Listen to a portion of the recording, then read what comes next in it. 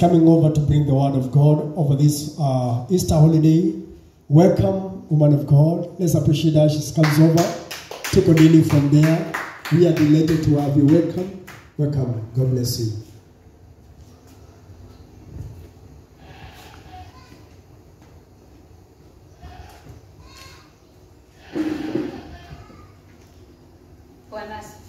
Amen. Allow me to remove the mask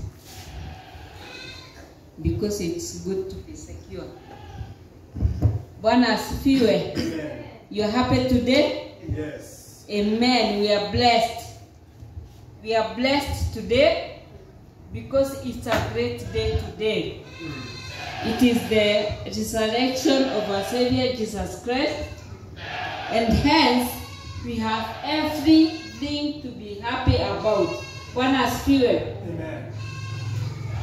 Today, I want to tell you, brethren, the Bible says, fear not. Yes.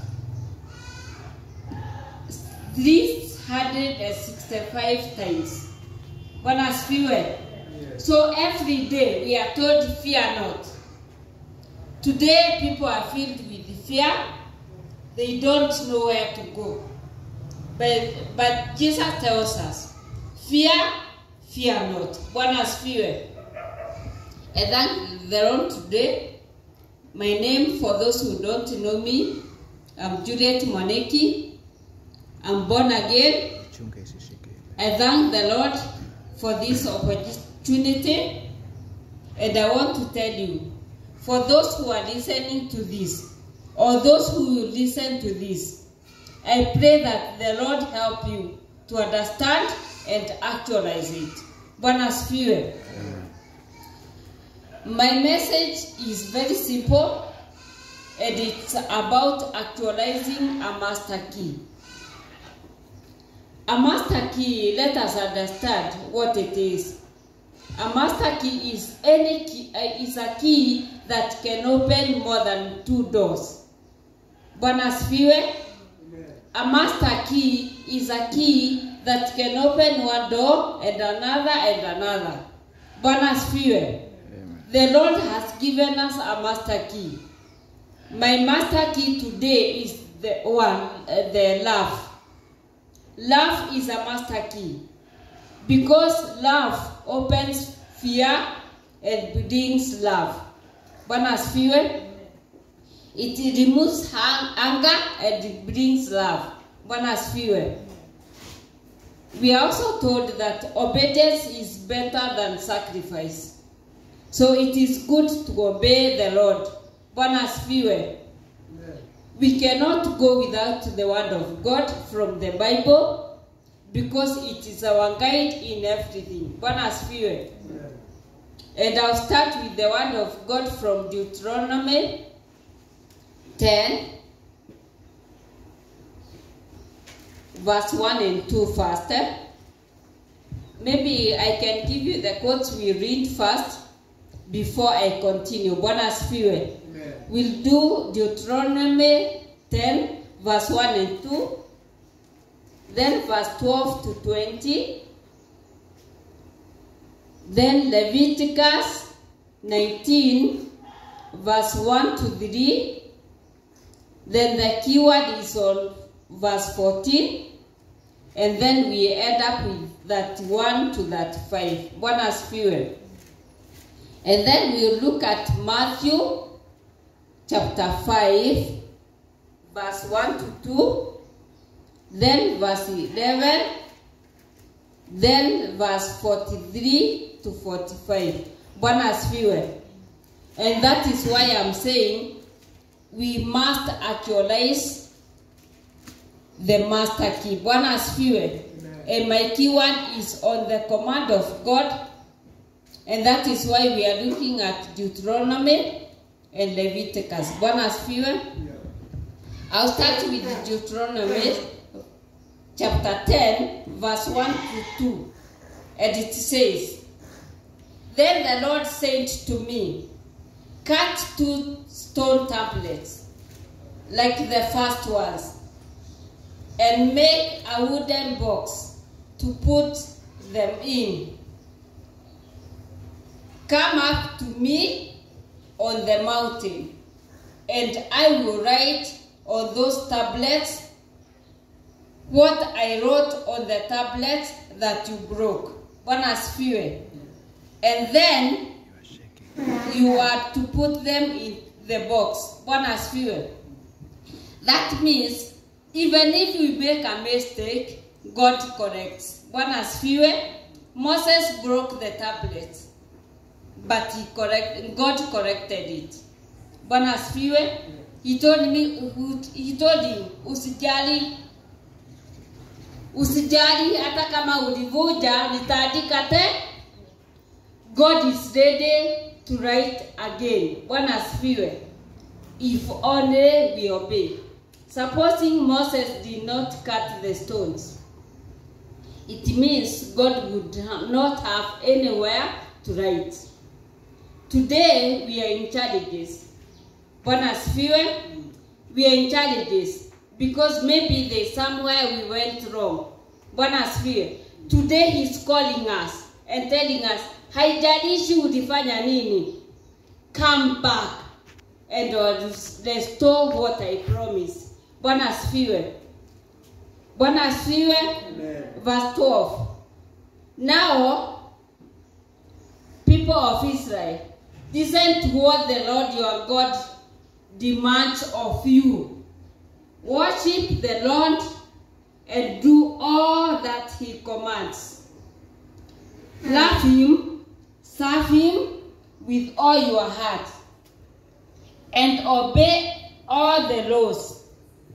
I am giving them to you today for your benefit. Whose benefit? For my benefit. Bwana asifiwe. For your benefit. So the laws are there for your benefit and my benefit, so that we can walk through with God. Bwana asifiwe. To the Lord belong even the highest heavens. The earth is his also, and everything on it, including me and you. Bwana asifiwe. But the Lord's love for your ancestors was so strong that he chose you instead of any other people.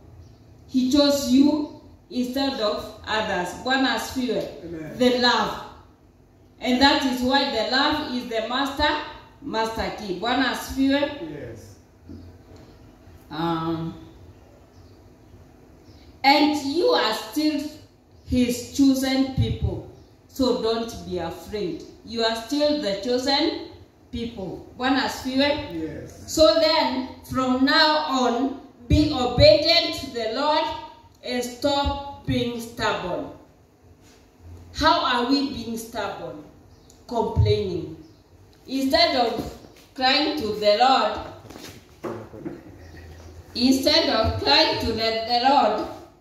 we are crying to the people of the nations.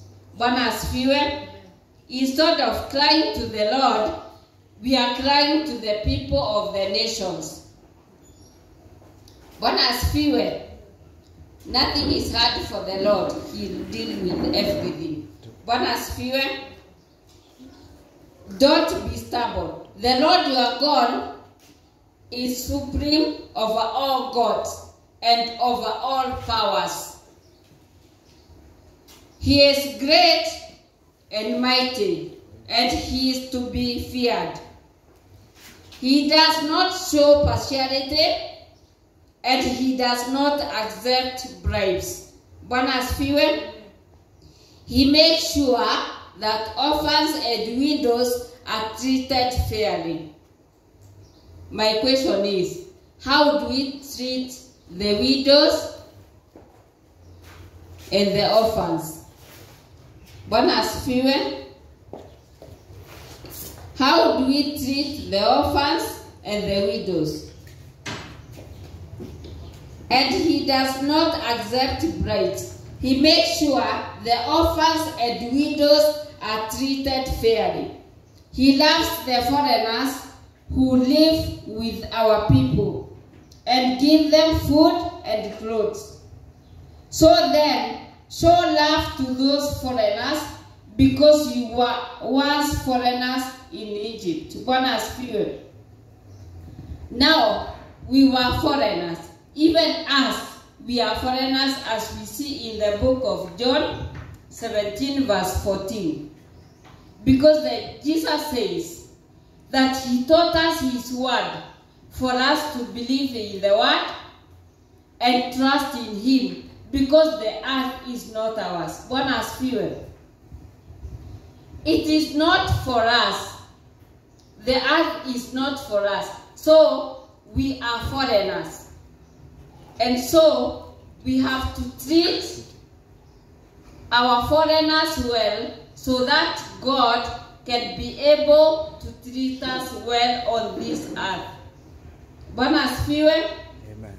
So we go to the book of Leviticus, chapter 19, verse 1 to 3.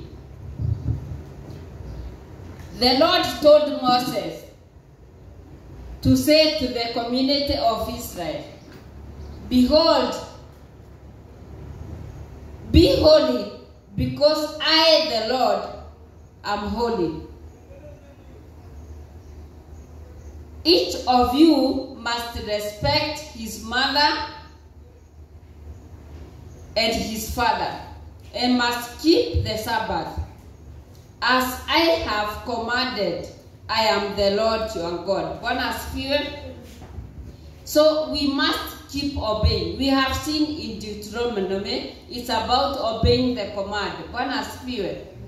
And when we look at verse 14, it says, do not curse a deaf man, or put something in front of a blind man, so as to make him stumble over it.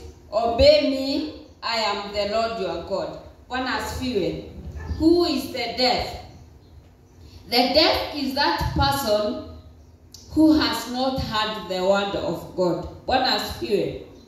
The blind is that person who is walking waywardly, and so instead of you correcting the person, you are letting them to go to wherever they are going, and they fall. Bwana asifiwe. So we must ensure that we do not curse them.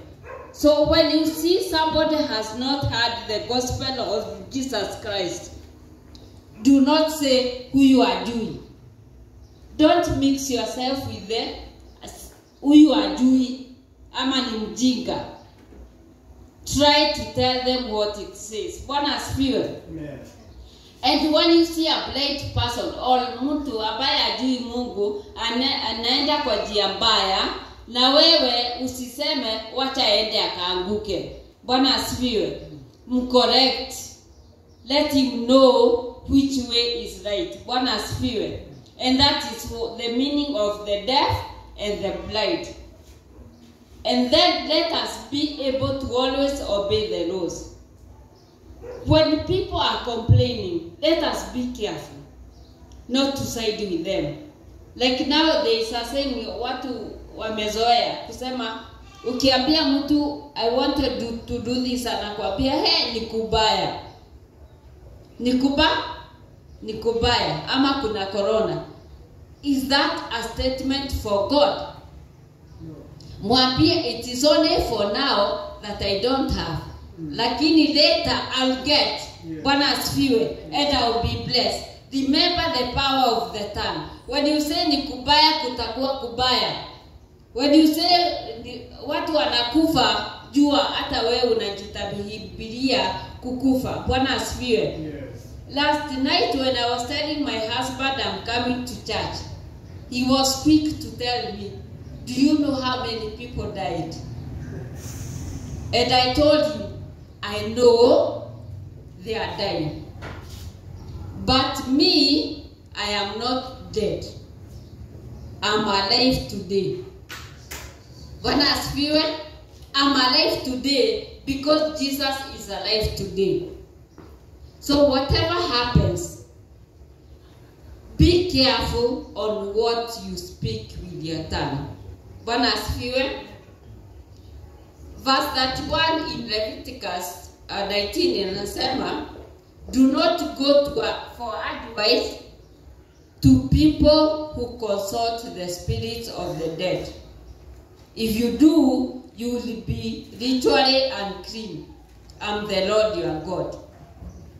We are quick to see people with big cars, big money, and we rush to them to ask them for advice. What advice will you get from them?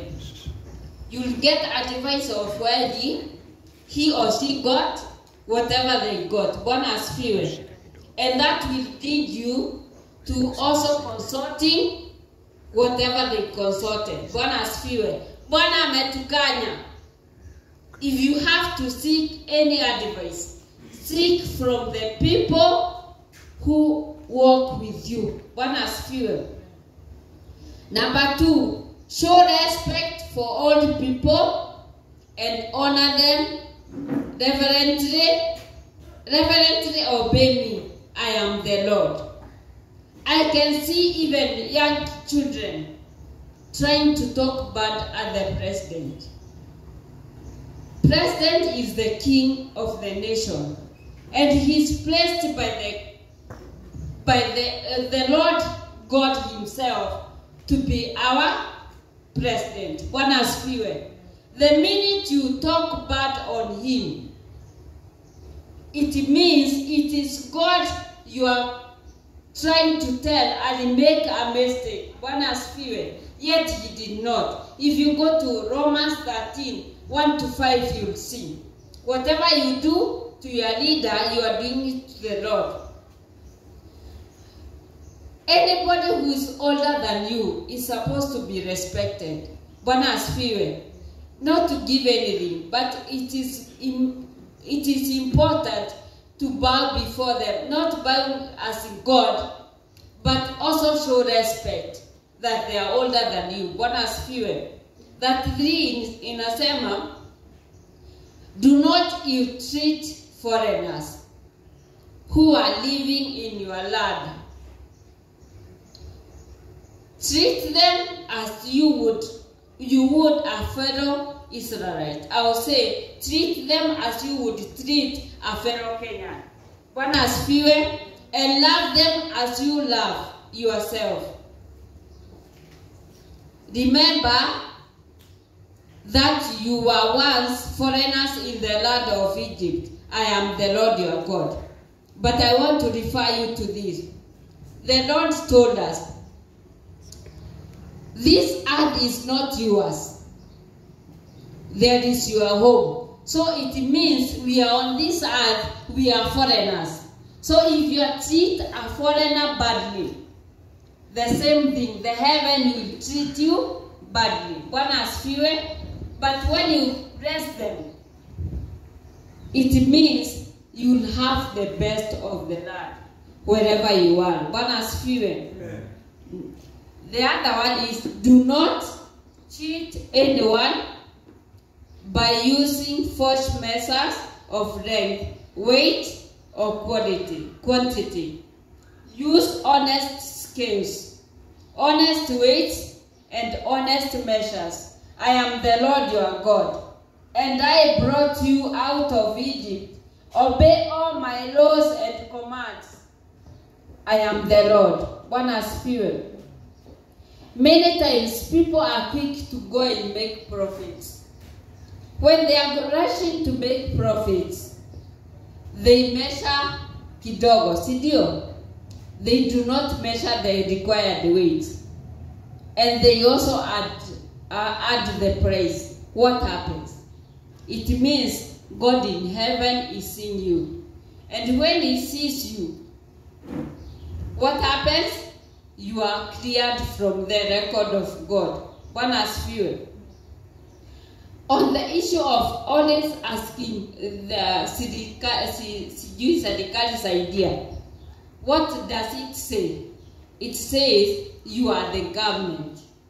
So do something for the government and you will be helped. As it is quoted by John F. Kennedy, he says this: Ask not what your country can do for you, but what you can do for your country. What are you doing for the country? Are you giving love to the neighbor? Or you are complaining, atuna my neighbor ana chakula, na wewe uko na unga 10, uko na mbele mzima, ujampea angalau alale aone the hope of tomorrow. Bwana asifiwe. There's a quote that says, and that is mine: poverty is the absence of self-productivity. Many people are in their house because they are saying, church imekaziliwa isiende, si ndio? Tusiende tutakufa. Bwana asifiwe. But now we have the recording. So you must be productive. Poverty is lack of creativity. Poor people are non-productive. And crisis attracts creativity. Tuko na corona sahi, sawa sawa. But does it bar the word of God from reaching people? So you think about that time where you are and then push yourself to solve the problem. Bwana asifiwe. Always get a solution. I'll give you another quote from Prophet Bishop Joshua, which says, the beauty of life does not depend on how happy you are, but how happy other people can be because of you. Bwana asifiwe. If somebody else is appreciating, it relates to the book of 1 Corinthians 13:13. When you give love, when somebody is happy, they have hope for tomorrow. Bwana asifiwe. And in that case, they'll have faith in God. They'll not be waiting for the president to come or politician to come so that they can have something to eat tomorrow. Bwana asifiwe. How do you do it? How do you do it? I'll tell you. Just start where you are. Start with your neighbor. Why are you starting with your neighbor? Because each day has its own destiny. Yesterday was history. Last year Batuana hatukuwa na corona and it passed. Bwana asifiwe. 2019 had no corona. 2020 ikakuja. Bwana asifiwe. 2021 ikakuja. Ingali iko. Lakini we are in 2021. So we are saying today is an opportunity, while tomorrow is a mystery. When you help one person, have hope, not fear to die, that person will not die. Next year we'll say, I was given some unga by my neighbor, I'm still alive today. So the mystery is, many people will live. But people die because of fear. Bwana asifiwe. People die because of fear. When you fear, the bile generates acid. Yeah. When you fear you'll die today. And do you know, if somebody gives you what you are looking for, you still live tomorrow. Yeah. And then tomorrow you'll say, yesterday nilikuwa nafikiria nitakufa, yet you didn't die. Because somebody gave you hope. Bwana asifiwe. Amen. My last word will come from Matthew 5, verse 1 to 2, then verse 11, then 43 to 45. And it says, Jesus saw the crowd and went up a hill where he sat down. His disciples gathered around him and he began to teach them. Bwana asifiwe. We are not doing our own. It is what Jesus did for us. He taught us so that we can teach others. Bwana asifiwe. Verse 11.